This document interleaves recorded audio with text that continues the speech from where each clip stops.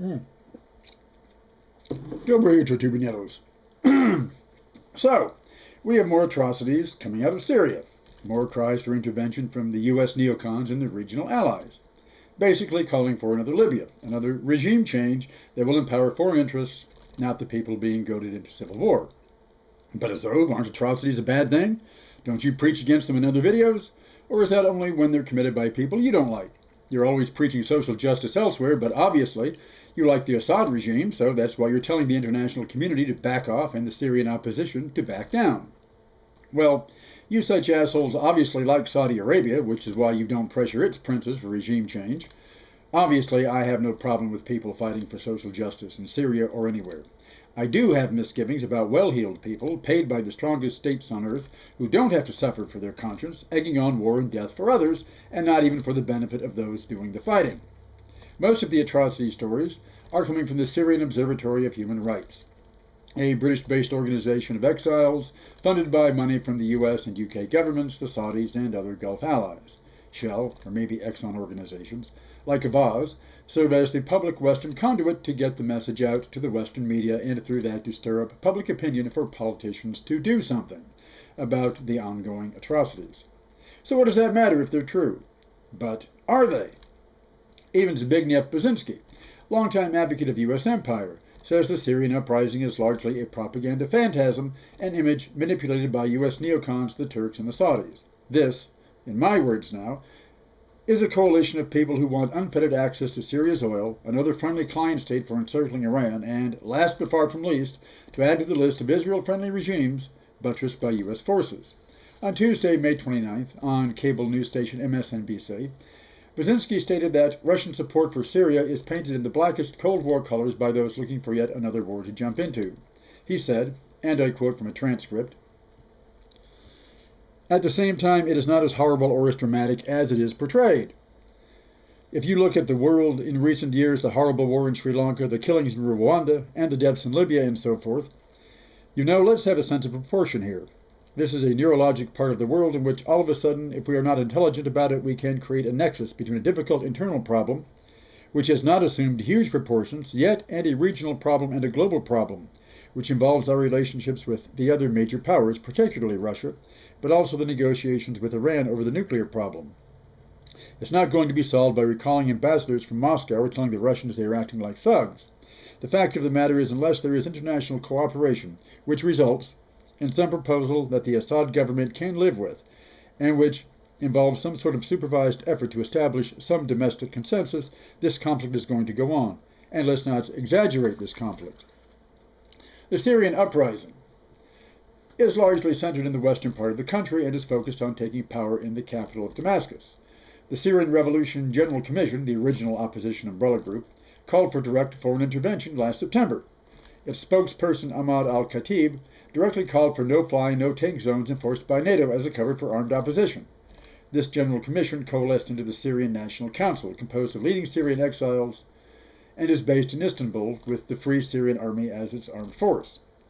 Funded by the U.S., I won't say founded, although we might as well add that as well, the major NATO powers, and the Arab Gulf states, the Syrian National Council is dedicated to provoking the Assad regime into making the kind of sweeping military actions in populated areas that will justify such so-called humanitarian intervention from abroad.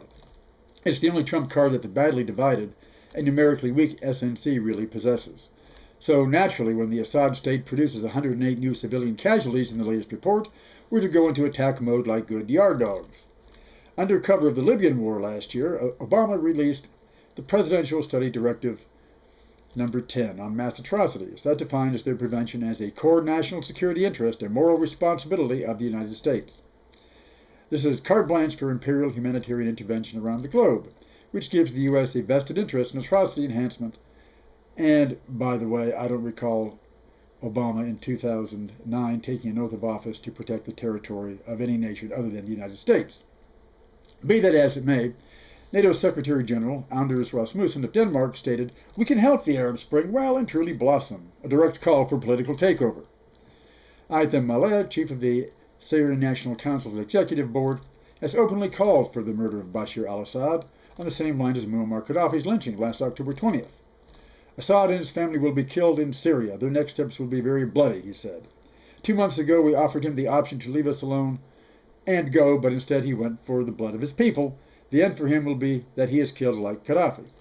He extended this death sentence to Assad's British-born wife and his 3 children, by the way. Now, while I don't minimize the deaths of these latest 108 persons killed in Syria's internal fighting, there is no moral outrage in the West over its puppet leader sentencing even children to death for the doings of their parents. Nor is there any sign of outrage when U.S. drone strikes kill hundreds of civilians in Afghanistan, Pakistan, Yemen, and who knows where else, because, of course, we don't hear about these things unless someone else reports them and forces Washington to deal with it. Then we're all told it was a mistake or unfortunate collateral damage in eliminating known terrorist targets, anything but that it was wrong and unacceptable, and a reason for international censure of the perpetrating party. Because the perpetrator is not only on the right side of international power, it is the dominant world power itself. All crimes are allowed to him who makes the law.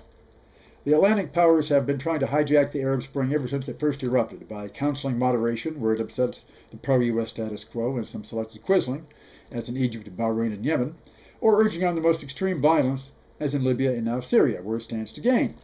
The West is doing its best to present the scattered Syrian opposition as a party in a mass civil war, which does not exist, and therefore must create it. If Russia were to arm the Kurdish rebels in Turkey as openly as the West is destabilizing Syria, Hillary Clinton would shit more moral outrage than a pig on X-Lax. Suppose Britain and France had decided to intervene in the American Civil War. Both empires' embassies funnel pounds and francs into the secessionist wing of the Democratic Party, and the French ship in tons of arms from Mexico, which it then controlled over the Rio Grande and through Texas. The British Navy is stationed at Confederate ports to offset the Union blockade and protect Confederate shipping, threatening war with Britain should the Union exercise sovereignty in its Gulf waters. Think the result would be a genuine flowering of democracy in a troubled corner of the world? Doesn't matter. They'd have no right to do it in the first place. Says you. Great power has all moral right, just because it's a great power.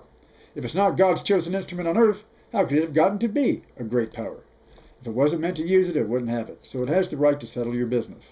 Applying this same rule of thumb, Britain and France had every moral and legal right to intervene in the American Civil War, up to and including applying armed force against the tyrannical Lincoln regime to stop the slaughter of hundreds of thousands of freedom-fighting citizens perpetrated under his war criminal generals like William T. Sherman and Benjamin the Beast Butler. So the future of a newly colonized, free Syria, takes little imagination.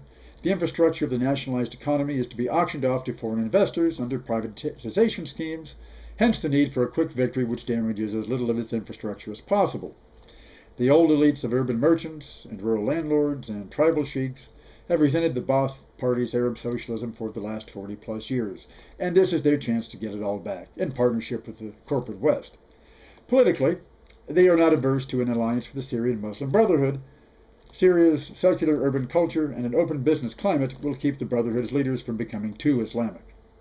The great prize is, of course, the oil, whose profits must be directed into proper channels, like Shell and Exxon and Alpha-Aquitaine Total, rather than misused for the human needs of the Syrian population.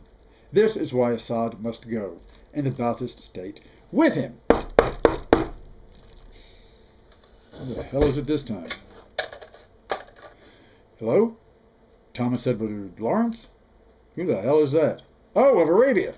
Okay. What brings your voice out of the sands of time? You just have some imperial advice for NATO?